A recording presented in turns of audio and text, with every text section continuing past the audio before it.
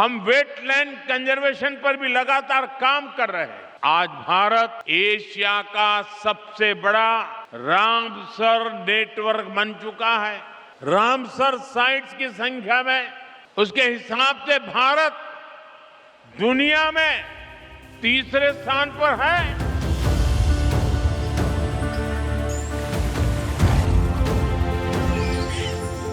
जल जीवन आहे आणि वेटलँड्स आपल्या ग्रहांच्या जीवनरेषा।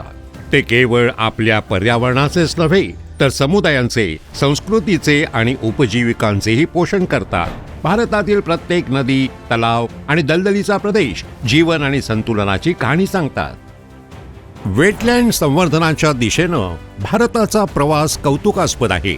1981 मध्ये केवळ 2 रामसर साइट्स होत्या, आज 98 पर्यंत वाढ झाली आहे। रामसर साइटच्या संख्येत भारत आशियामध्ये आघाडीवर आहे। अशी प्रत्येक साइट आपल्या नैसर्गिक वारशाचे संवर्धन, जीर्णोद्धार आणि जतन करण्याची वचनबद्धता दर्शवते।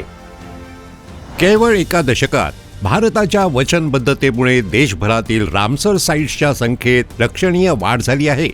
2014 मध्ये आमच्याकडे 26 रामसर साइट्स होत्या। 2019 पर्यंत त्या 37 झाल्या। आज 2026 मध्ये आम्हाला 98 आंतरराष्ट्रीय स्तरावर मान्यता प्राप्त वेटलँड असल्याचा अभिमान वाटतो। सरकार आणि नागरिक या दोघांच्या दृष्टी, धोरणे आणि सातत्यपूर्ण प्रयत्नांचा पुरावा आहे। मिशन सहभागिता, सेव्ह वेटलँड कॅम्पेन, अमृत धरोहर इनिशिएटिव्ह आणि मिशन लाईव्ह यासारख्या मोहिमांसह भारताने मँग्रोवच्या पुनरुत्पादनापासून शहरांपर्यंत वेटलँड तयार करण्यापर्यंत प्रत्येक स्तरावर संरक्षण मजबूत केले आहे।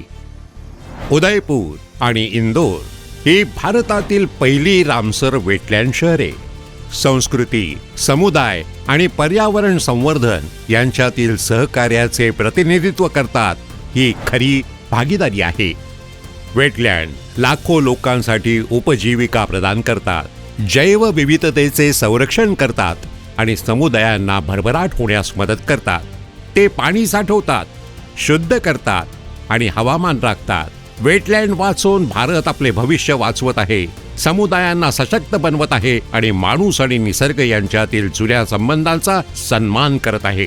स्थानिक नद्या असोत किंवा किनारपट्टीवरील दलदल जमीन, भारतातील वेटलँड हे पारंपरिक ज्ञान आणि सांस्कृतिक वारसा यांनी आकारलेला जिवंत वारसा आहे। लोकांच्या सहकार्याने आणि सरकारी प्रयत्नांनी वेटलँड वाचवणे ही केवळ पर्यावरणाप्रती आपली जबाबदारी नाही, तर आपल्या परंपरा आणि भावी पिढ्यांसाठी एक प्रतिज्ञा आहे। वेटलँड संरक्षण करून आपण आपल्या जीवनाचे रक्षण करतो।